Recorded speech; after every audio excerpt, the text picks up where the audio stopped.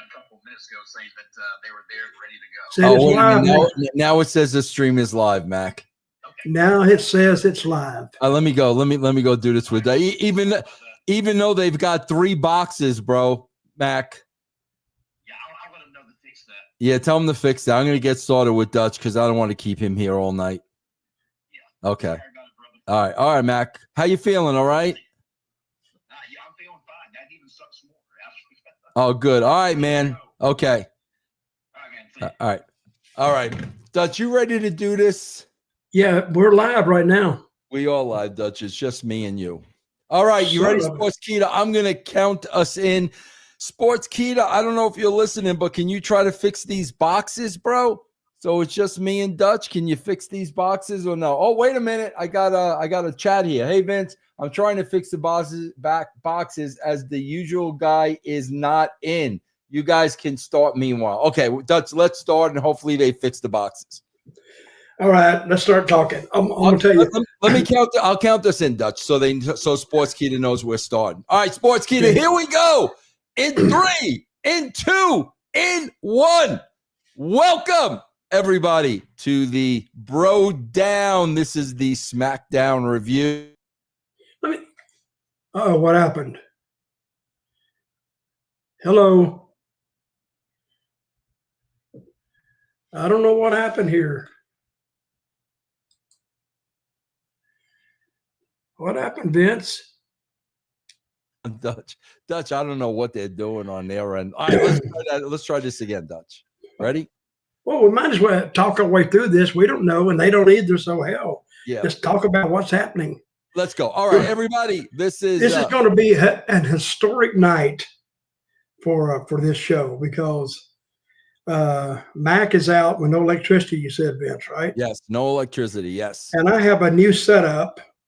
And Vince, he just, I was here before anybody, and then Vince popped in.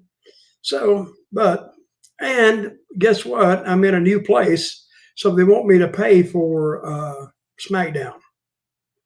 Well, listen, Dutch, I will tell you this. The mustache looks damn good, Dutch. Oh, well, thank you very much. I worked on this thing like this afternoon. Look at that, man. Look at that. Son of a gun. Hey, I'm gonna put a little bit of dye in it, just darken it just a little bit, so it looks more natural. Look at that, I left again. So, if I'm on air to anybody that is listening right now to BroDown with me and Vince and Mac Davis, Dutch, I don't know why it keeps cutting out. I don't know what's going on. Now you're really fuzzy now. Yep. All right, hold on, Dutch. Hold on. I'm gonna go on a different server. Hold on, Dutch. Hold on. I'm getting out of here. You taking me with you? No. Hang in. All right, ladies and gentlemen. Vince is in the another world right now, trying to find his way to a different server or something, he said, that I know completely nothing about. So my world has kind of been turned upside down this week, and I'll tell you about it a little bit later, maybe. All right, Dutch. Let's see if this works. All right, Dutch. Yeah, we got to talk about this show. We do. Yeah, give me a view from 10,000 feet, Dutch, about this show. Well, let me tell you about this show. Go ahead. I completely missed it because I watched the 2 hours and 15 minutes, and then it said I was watching last week's show, which I also missed because I was moving. But last week's show was actually pretty good. Yeah. Well, Dutch, there's 2 things I want to talk to you about on this show that really stood out to me. And it's fine that it's just me and you, Dutch, because this is these are really booking things, Dutch. And I mean, you booked for freaking decades and decades and decades. Dutch, this is the biggest problem I have with these shows. Okay. Dutch, I compare it to when you pick up a book and you read a book, right? We start with chapter 1, Dutch, and as we go to chapter 2 and chapter 3 and so on and so forth, a story starts unfolding. And what we get is progression in the story, right? That's what you get when you're reading a book. Dutch, when you look at almost every single one of these segments tonight, we've already seen them. They keep playing the same scenes over and over and over again, and there's no progression to the stories. It literally is like reading a book, and you just keep reading chapter 1 over and over and over again. I'll give you a couple instances, Dutch, so you know what I'm talking about. We had a promo between Cody Rhodes and Randy Orton. We had this same exact promo 4 weeks ago.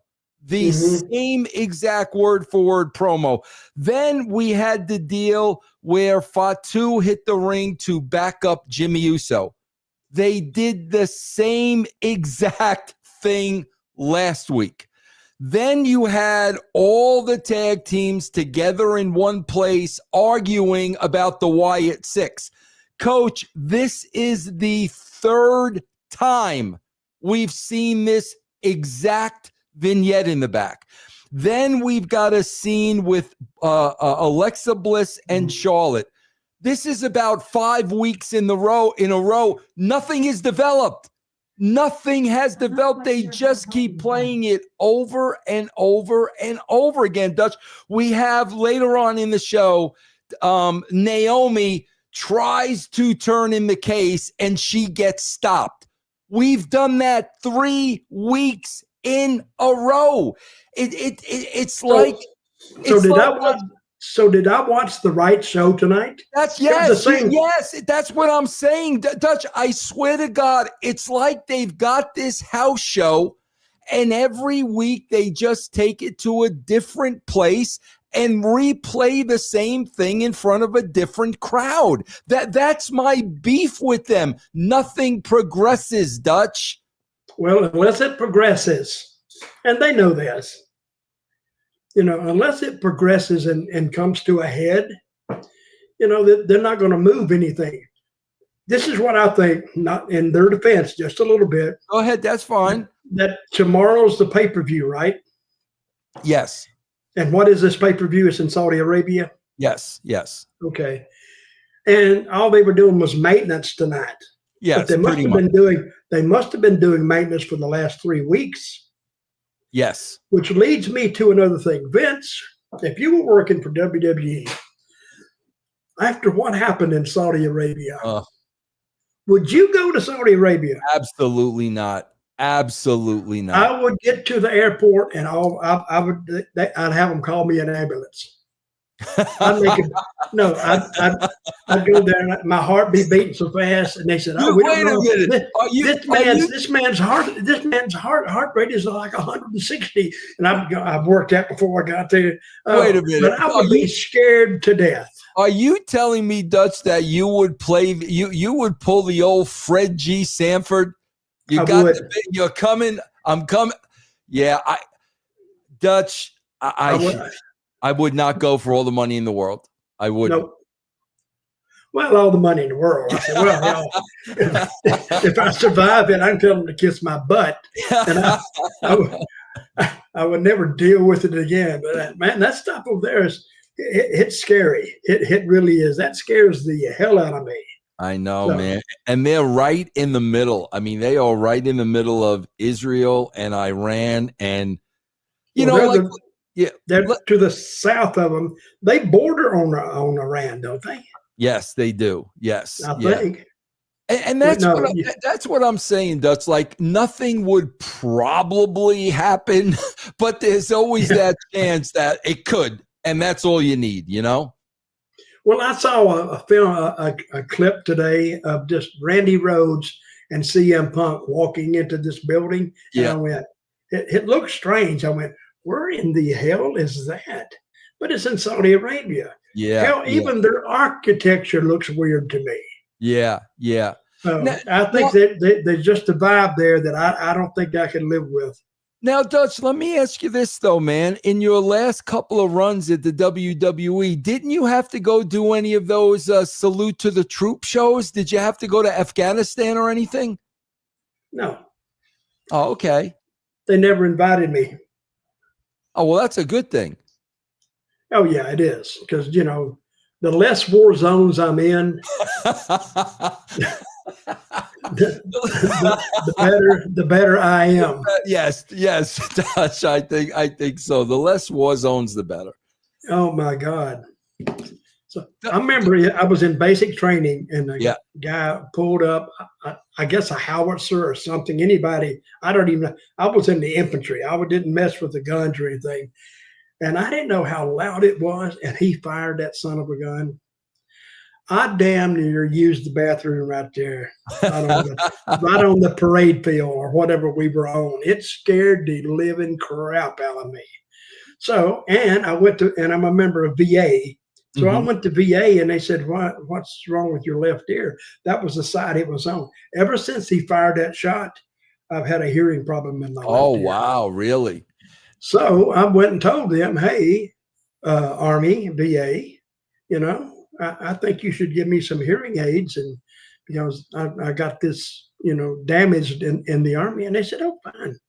Then I walked out there with not that day, but about 2 weeks later, I walked out there with a brand new pair of hearing aids, which help a lot.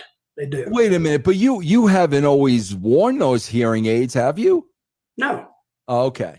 Hearing aids are expensive as hell. Yeah. Hey, Dutch, I remember you telling me about some Army stories, and correct me if I'm right. Were you writing for the paper, or were you on the radio? I remember you telling me that. I was writing for a battalion newspaper. Okay, that's what I thought. I remember you telling me that. Yeah. I finished up in Hawaii. It's where at Fort. I even forgot the name of it. And they had this paper, and they run an ad in it, said wanted sports writer. I mean, how much writing can you do? Sports writer, Right. And I didn't want to get up in the morning at 6 o'clock in the morning and go to breakfast and then come back and run the mile. And I didn't want to do that anymore. Right. I wanted to lay on my fat butt and just ride out my last 6 months. Right. And so, I got that. So, and that's what I did the last 6 months in the Army. It was still an infantry unit.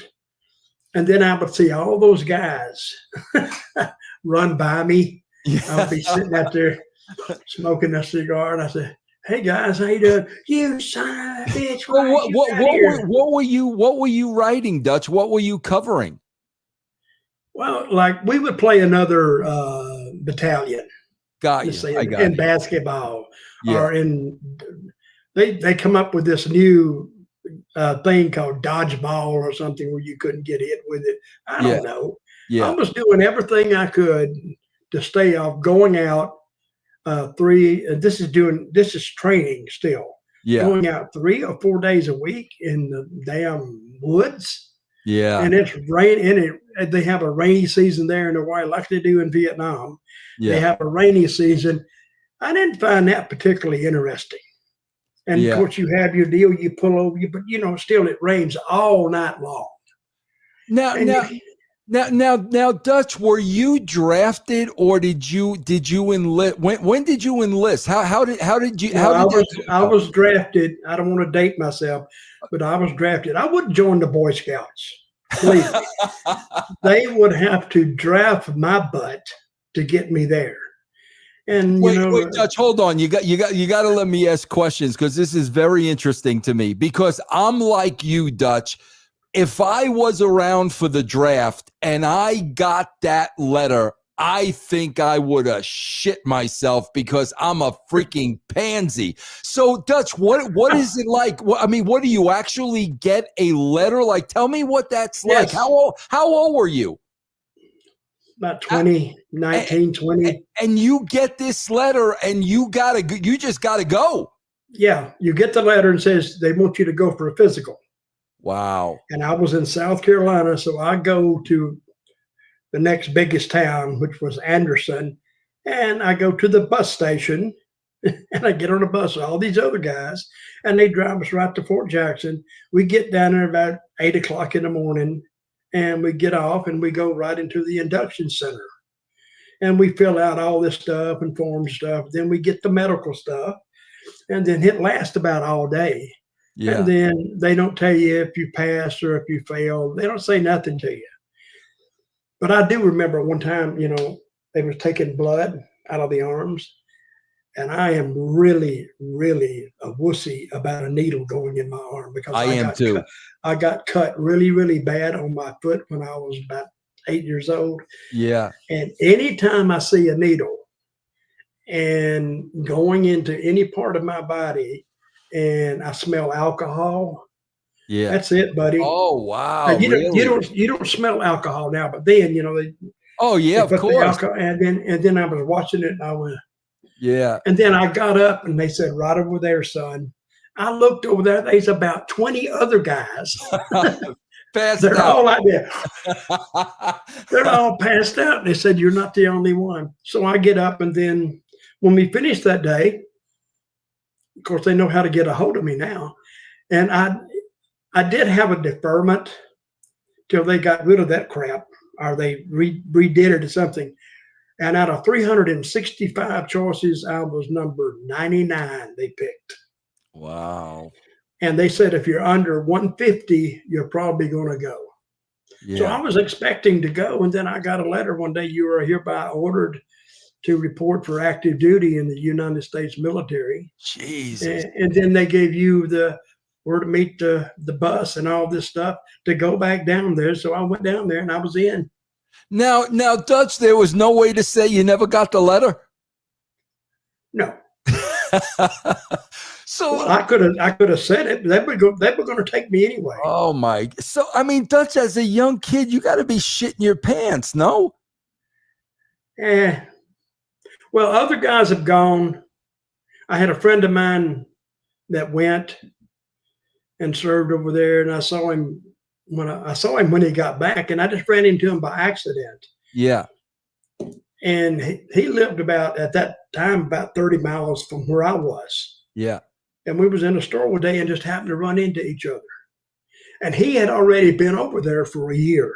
He was already a sergeant. Right. And I went in as like the lowest rank, like an E3 or an E1 or E2, whatever it is. I think an E4 is almost a sergeant. E5 is a sergeant. I was like an E2. So, and he was telling me all that stuff. And I said, how is it? And he just looked at me.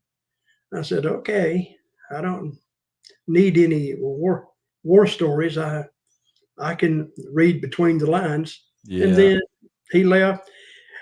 And this is the conclusion to that story. I heard last month or 2 months ago that he had passed away. He had died.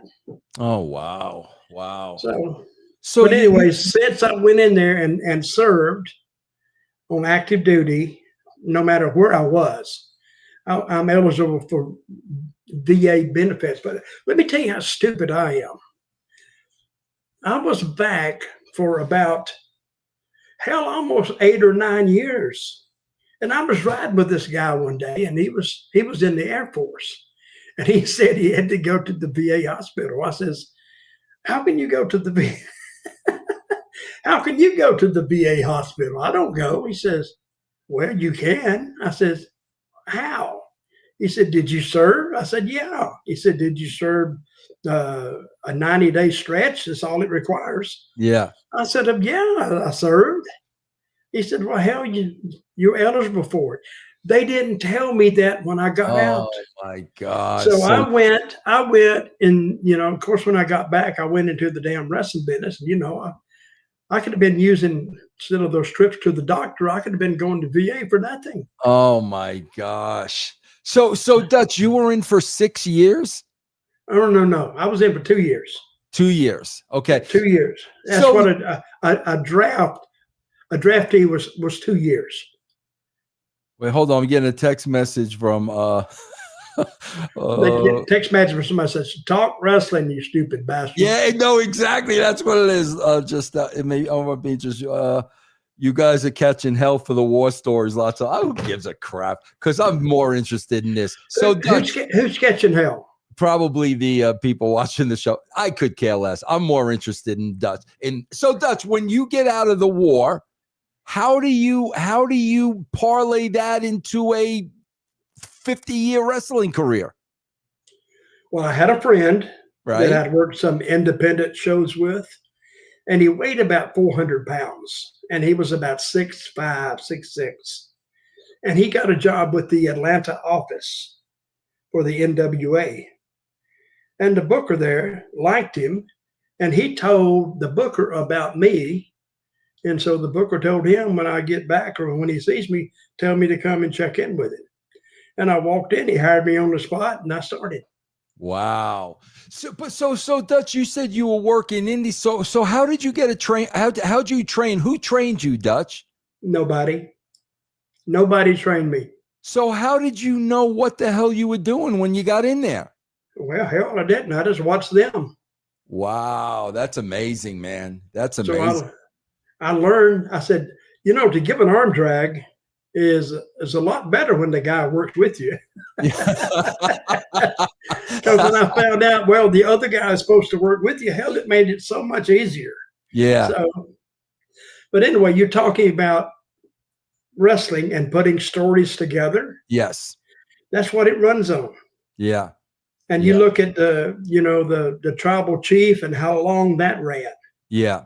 Yeah. See, everybody was doubting Roman Reigns for a while, but then they told this long, drawn-out story, but it kept you tuned in every week. Yeah. It was actually one of the better stories I think I've seen WWE try.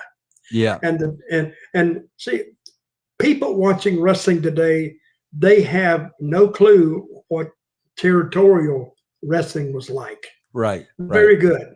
Yes. You had an hour show. And so you went out there and you made that hour show the best you could, and all of a sudden work some good twists and turns and angles and back and forth. And then you go on the road, then the people, they show up, hopefully. Yeah. But when they show up, you have something hot, something warm, so you just stay with it. Yeah. Now, what you're talking about tonight on the show, now we'll get back to the show. You said that they're rehashing everything else they've done.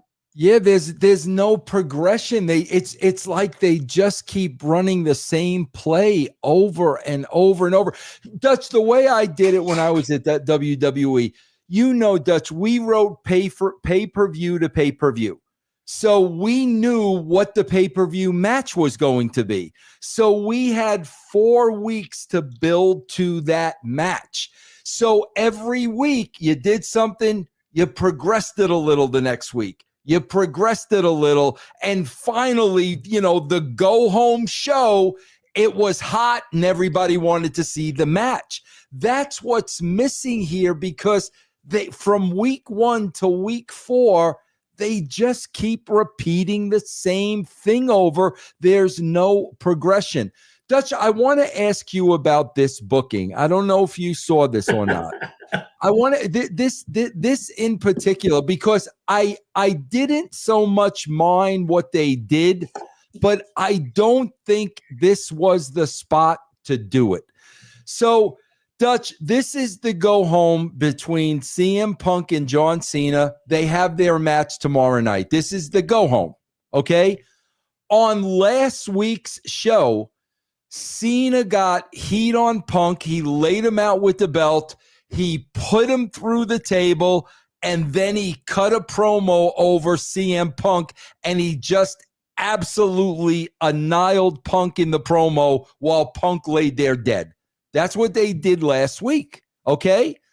You said it was one of the greatest interviews you've ever heard. He was great. He was great. Cena was great, but totally buried Punk. Because, Dutch, here's the problem. We're so used to them now not selling anything. Nobody sells anything anymore. No kidding. Right. Yep. So when Punk is laying dead after going through a table for 15 minutes, you don't believe it. You know what I mean? Because it's like, listen, we've seen people go through tables. We've seen people go through the announcer, and they pop right back up. Yeah, and the people were saying, "Get up!" Exactly, exactly. Hell, I got a table at home I go through every other day. Exactly. That's because you guys don't sell anything anymore, and now you want us to believe he's hurt, and we can't believe it. So Dutch, you know, Cena gets heat on him, then cuts this great scathing promo over him, right? So now this is the follow-up week. This is it. This is the go home, right? Mm-hmm. Cena's music and entrance. He goes out there, and all of a sudden they hit Cena's music again, and CM Punk comes out with Punkanomics. And his hat's turned around, and he's doing the old Cena gimmick. Mm-hmm. And I'm watching this, and Dutch, I didn't mind this, and it was entertaining. But, bro, he left you lying last week. He knocked you out with a belt. He put you through a table, and you're going to come out the following week clowning. And like I said, Dutch, don't get me wrong, it was entertaining, but I don't know if I would have done that in this spot. Well, they did. I know. What would you have done, Dutch? I mean, you think it was okay to do it? No, I think it was okay because, you know, if you just run in and you get back on Cena and TV, what's left at the pay-per-view, really? Right. So I don't know, and I didn't. And that, as long as you're entertaining those people. Yeah. Did he say anything about getting slaughtered last week? Not a word. Well, he should have brought that up. Yeah. So I'm not going to give you a chance to do it again. Not that you can right now. Yeah. But yeah. And then he said, "I'm going to show you how stupid you look," or whatever he did. That's what he was doing, right? Yeah. So, yeah. I think that was okay. I would say if I enjoyed it, it's passable. I still know they're going to have a match. Yeah, Dutch, I'm you know, see, like Cornette would never believe this in a million years. Dutch, I really am old school, and I really, really do believe, especially going into the pay-per-view, you got to get heat on the heels.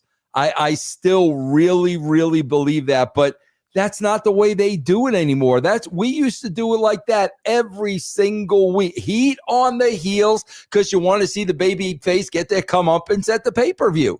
But they don't book that way anymore, Dutch. Well, it worked for me. It worked for you. If you have a baby face really stand tall and having overcome the big heel, what is there to go see? Yeah, that's what I'm saying. If nothing else, have the heel run away. Yeah. If nothing else, if you go in there, punch. Now the people kind of got half of what they wanted to see, but you shouldn't even give them that. I don't think.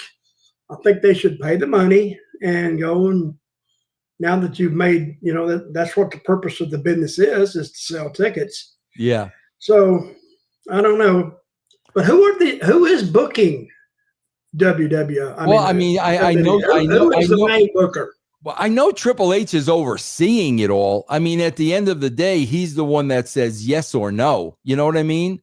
See, like, here's another thing, Dutch. Like, Dutch, how would you? What was your philosophy in handling a title? Like, who would you give a title to? Like, when I first saw Gunther, I said, "Put the belt on him." And let him run. Right. That's what and they did for a while. Then they switched it. I don't know if they hurt him, but they did slow him down. Right. But the match in Atlanta coming up between Gunther and Goldberg, I would almost go just to see the match. Is it on pay-per-view? It's on Peacock. It'll be on Peacock tomorrow. I'll watch that. Yeah. Because I want to see what kind of finish they're going to do in that. Yeah. Dutch, let me ask you about this. This is one of my big pet peeves. with the WWE.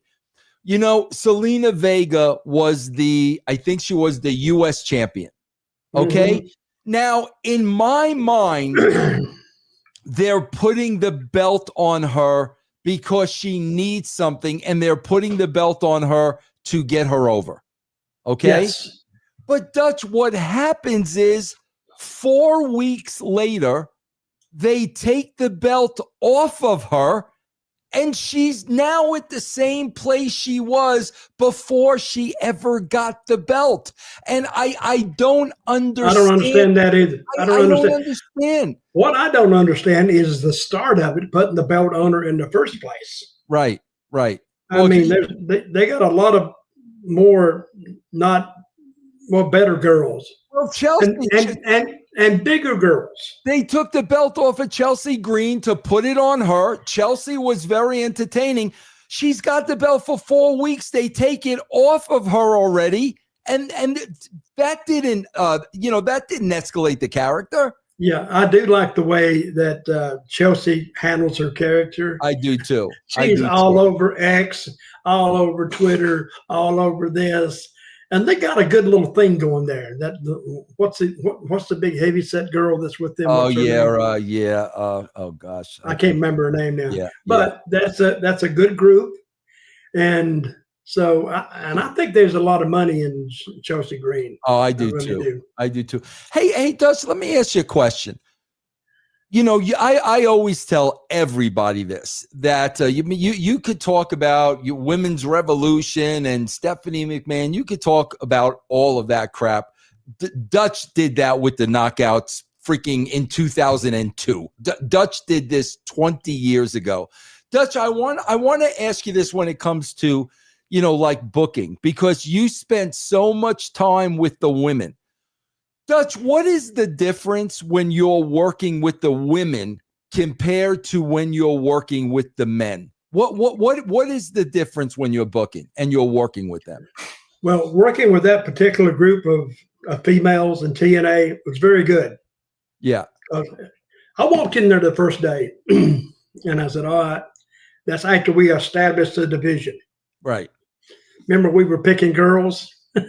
Yeah, Dutch, I remember. I was laughing because a couple of years ago they did an all-women pay-per-view, and I was like, Dutch was talking about an all-woman weekly show back in 2000. Dutch was talking about that.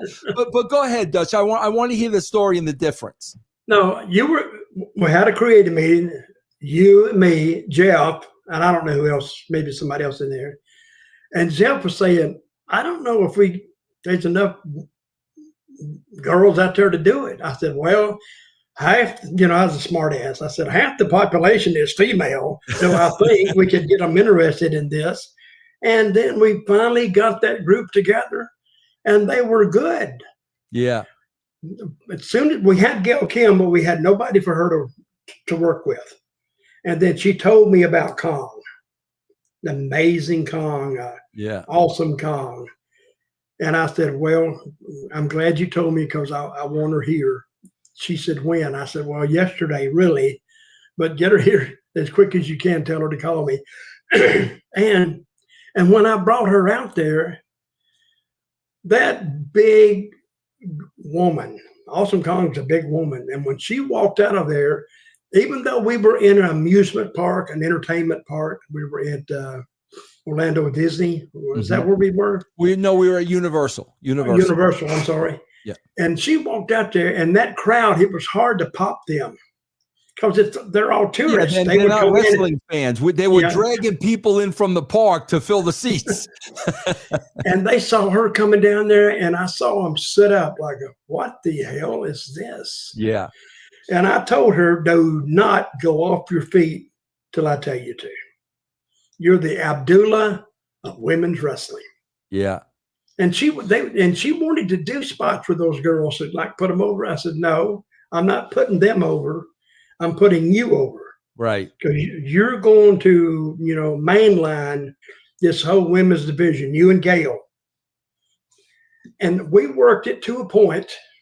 You remember that, and that was when Hogan came in, I think, about that time. They did a record rating.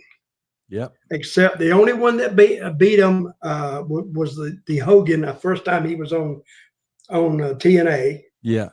They did a 3.44. If it had been a 4.5, it'd have been a 3.5, which was the highest that show ever got.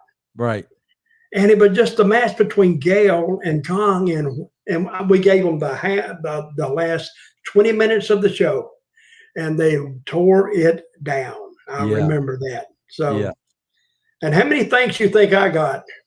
Well, I always thank you. Big fat zero. Hey, Dutch, let me ask you this. Is there a difference for laying out a match with women compared to laying out a match with the guys? What's the difference when you're actually laying out a match with them? Well, with those girls, a lot of them was inexperienced. Gail wasn't.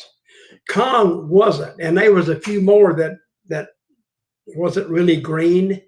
So you can tell them things. But you get them, you get the girls in there like the same thing with a guy. He wants to go in there and he wants to show everything that he can do, in 5 or 6 minutes. Well, it's just a bing, de bing, de bing, de bing, de bing, back and forth.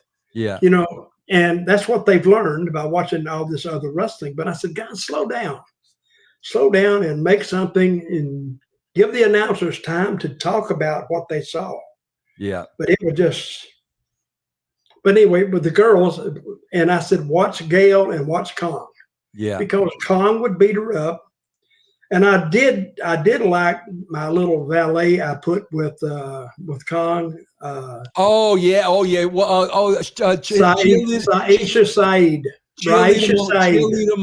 Cheerleader Melissa, who's phenomenal talent. I wonder whatever happened to her. She was a great talent. Yes, she was. And I think that was the only Muslim character because everybody else was afraid of it. Yeah, yeah. I said, she's not going to do nothing. She's just out there. And my sister, she passed away about 2 years ago, she didn't like wrestling. Yeah. You meet people that they wouldn't be caught dead watching wrestling. Yeah. But she says, whenever the girls come on TV, she'd watch the TNA show, and she'd go in and she'd get her a cup of coffee, and she'd tell her grandson, "Tell me when the girls are on." Yeah, and he'd be watching the show, and he said, he'd tell her, "Hey, they're on." She'd come and sit down, drink her coffee, and then when the girls' match was over, she'd get up and leave. Yeah, she was just a girls' fan. But I always had, hey, listen, they have girls professional baseball now. They have girls professional everything, tennis and all this kind of stuff. I said, why can't you have a regular league with just women in it? Yeah, yeah. Dutch, I know though, deep down inside, your favorite one to work with was Dutch. Who was the crazy one that Kurt was going out with? Remember her? Oh, do I? She sued. What was her name? Oh, what was her name again? I can't even remember. I gave her some crazy name, but yeah, she didn't sue you, did she? No, she didn't sue me. I don't know why. She sued everybody else. She sued like 500 people. She sued some people who wasn't even in. It was Shaka something. Shaka Khan. Shaka Khan. No, Shaka Khan's the singer. I don't think it was Shaka. No, it was something like that. It was something like that. Yeah, she was, man. She was crazy. I think it was Shaka Khan. Yeah, you think so? Oh, something like that. Yeah, something like that. Yeah. But then I said, why'd you call her that? I said, I don't know. You got a better name for her? I said, I'm in the business for names. And she came in there, and I think that, I don't know why she didn't sue me, because I was always nice to her. I was afraid of her. I'm afraid she'd catch me in one of those back offices and beat the crap out of me. Oh yeah. All right, I'm just looking at this lineup to see if there's anything I really want to talk about on tonight's show. Like I said, guys, what I was telling you is that there's just so much that they're repeating over and over and over again. the Alexa Bliss in Charlotte has been going on for weeks now, and it has not moved whatsoever. Naomi has tried to cash in the case 3 weeks in a row, and it keeps backfiring it. One thing I don't like, this drives me crazy, Dutch. They finally have the Wyatt Sicks out there again. Okay, so the Wyatt Sicks wrestled the Street Profits tonight, right? And it turned into a big schmoz. But then the Street Profits laid out Uncle Howdy. Guys, I don't think they should touch Uncle Howdy. Leave him special. That's Bray Wyatt. Right. Yeah, that's Bray's brother. Everybody knows it's brother. When he's in the ring and they're laying him out, he's just another guy. But now the Wyatt Sicks now, there's a lot of fans who didn't know their story. Right. So I think you got to play to them, and getting in the hold of the brother. Yeah, they shouldn't touch him. They shouldn't touch him, man. And I wish he would speak up. I wish he would say, "No, don't touch me." I know the guy's got to protect his spot and whatnot. But you should not treat him like just another wrestler on the card. It drives me absolutely nuts. What about some wrestling news? I read, these really acute wrestling journalists. But I think there is something to this. Did you read about Ric Flair? Yes. Yeah. But my God. I think that was a parody account. Really? I think so. No, but I've heard stories about him doing that. Yeah. It's in Tampa. I'm in Tampa here, so I've heard stories about he goes in there. And this guy was almost dead. What, 5 years ago, 6 years ago? What it was, more maybe, I don't know. And he said, "I'm never going to drink again." And now he's come back and he's drinking more than he ever has drank before. Dutch, I got something that's going to blow your socks off. Now, I still got them on. Dutch, there's been a lot of controversy around Hogan because Hogan's been in the hospital. And the word from Hogan's camp is he had to have neck surgery.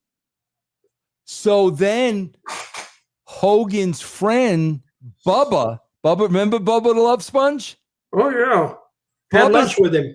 Bubba's like, no, Hulk had to have heart surgery and Hulk is in dire straits. And nobody believed Bubba. And I'm like, bro, Bubba and Hulk were best buds for years. Bubba knows Hulk Hogan's inner circle. Bro, yeah, but Hulk sued him, right? Yeah, they're not friends anymore. They're not friends anymore. Listen to what I was talking to Bubba today. Listen to what he texted me today. This blew me away. Hold on. I want to read it to you, Dutch. This is what Bubba texted me today. It's his heart. The valve they put in his heart is rejecting it. He's currently in ICU and on a ventilator. I don't think he's going to make it, and he's too old for a transplant. They can't put a new valve in because the valve isn't effective. It's his heart not supporting the valve. Wow. Bubba, that's pretty detailed. Bubba is saying Hogan is literally on his deathbed. Oh, God. And Hogan's camp keeps denying this. And I'm like, bro, I know Bubba knows the closest people to Hulk Hogan. That's where he's getting this from. Mm-hmm. Crazy, man, right? So how much truth do you put in that? I believe Bubba. I really, really, really, I believe Bubba. I mean, because I know he knows Hulk's inner circle. And there's no way in the world he would make up something serious like this. Now, see, this is the first time I've even heard of this. When you by you telling me. Yeah. So, well, I hope he makes it. Yeah. I wish him all the luck in the world, because I met him when he first started in the business, when he had all those dreams in his eyes of being a big star. Yeah. And he made it. Yeah. So, but I hope, but it ends for all of us at some point. So, yeah. And I think the best way to go is just have a heart attack, go. Yeah. You're walking down the street, do zippity doo dah, and boom, and you. Yeah. And they said, "What's wrong with him?" "Oh, he's dead." "What?" "Oh, that's Hulk Hogan." "Oh, well, call the news." Then like that. But when you go through a heart surgery like that, he's suffering. Yeah. Oh, yeah. Yeah. And he's he's on a ventilator, he's on oxygen, he's on all that stuff. Yeah. I hope. So, I hope he's okay. I really do, man. I really do. But it really sounded like it was kind of severe. All right, Dust, let me ask you this last question. You said you are looking forward to Goldberg and Gunther. Yes, I am. Oh, no, I know what I was going to ask you now. Go ahead. No, what do you think they're going to do in that match? That's what I was going to ask you. Okay, this is what I think they're going to do. Go ahead. Watch me miss it by a mile. Somebody said, "You stupid bastard. You've been in this business all your life. You can't figure out a screwy finish." Okay, it's Gunther's last. It's what's his name's last match? Supposed to be his retirement match. Supposed to be his retirement match. So to go out on a loss, I don't think he'll go for that. I don't think. And I don't think he's going to beat Gunther. Because then if he's going out, why would he win the title? That doesn't make sense to me. I think they're going to have some kind of a DQ or something, and a big fight, and where Gunther can say, Goldberg can say he stood up to Gunther. But when I first saw Gunther, that guy, come into WWE, I said, he's the guy. Yeah. This guy is the guy. To me, he's the second coming of Johnny Valentine. Now, a lot of people don't know what I'm talking about, Johnny Valentine. Johnny Valentine in his day he had tremendous heat and never raised his voice during an interview. And when he took guys in the ring, when he hit them with that big club, he knocked the living crap out of them. A lot of guys refused to work with it because he beat them up too bad. Yeah. And that's why him and Wahoo, they got together. I think it took years off both their lives. Yeah. But they had, just brutal, not knockdown drag-outs, but brutal matches. Wahoo would do the chops. He would chop him so hard, even in the Greensboro Coliseum. Mm-hmm. Seats 17,000 people up in the top deck. Yeah. You could hear it up in the top deck. So when they're sitting there and they can hear it, they said, these guys don't like each other. And they drew, they had a record year that year. They sold out everywhere they went for about, 6 months, or 7 months maybe, how long it went. Yeah. But their matches were just brutal. That's what I see. And Gunther is a lot like that.